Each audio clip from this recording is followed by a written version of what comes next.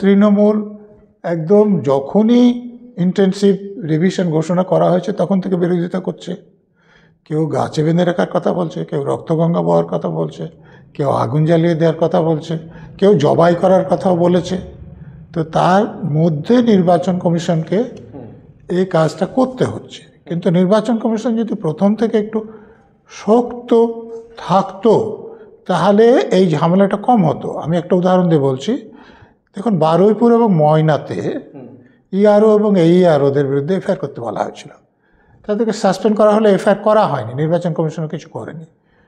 ফলে রাজ্য সরকারের শাসক দলের পক্ষে যেসব লোকজন আছেন তারা ভাবতেই পারেন যে রাজ্য সরকার আমাদের পক্ষে থাকলে নির্বাচন কমিশন আমাদের কিছু করতে পারবে না।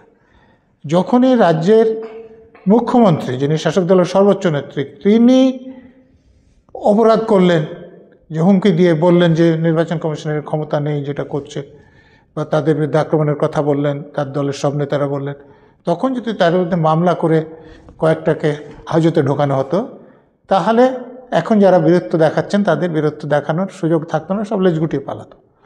কিন্তু নির্বাচন কমিশন যেহেতু সেটা করেনি, তার জন্য তাদেরকে আরও বেশি করে এখন সাফার করতে হচ্ছে। তো এটা নির্বাচন কমিশনের উদ্দেশ্য হচ্ছে তারা কাজটা কিছুটা করতে চাইছে।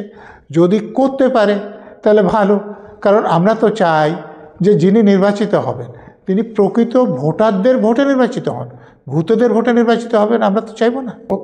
তাদের যে হিসেব, আমি এ ব্যাপারে কোনো হিসেবের মধ্যে নাই।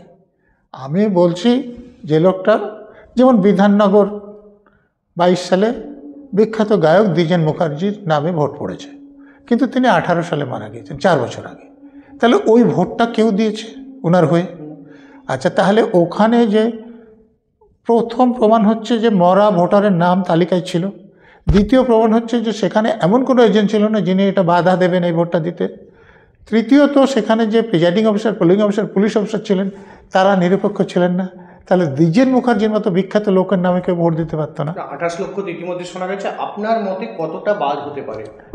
আমি এ সংখ্যা বলবই না, আমি বলবো একজনও যাতে মরা লোকের নাম না থাকে, একজনও যাতে অস্তিত্বহীন লোকের নাম না থাকে। বর্ধমান জেলায় এই টিভি চ্যানেল আপনাদের বিভিন্ন লোক গিয়েছিল, তো দেখা যাচ্ছে একটা হিন্দু প্রধান গ্রাম, সেখানে কোনো মুসলমান লোকই নেই, কিন্তু সেখানে মুসলমান ভোটার আছে। তো তার মানে ওই লোকগুলো তো অস্তিত্ব নেই, কিন্তু ভোটার তালিকা আছে। আবার আপনারা লাভলি খাতুনের নাম তো শুনেছেন, বাংলাদেশের নাগরিক। এখানে এসে সে শুধু ভোটে দাঁড়ায়নি, জিতেছে, পদে গিয়েছে, হাইকোর্টে মামলা হওয়ার পর তাকে সরাতে হয়েছে। তা আমি চাইবো এই নামগুলো যাতে না থাকে।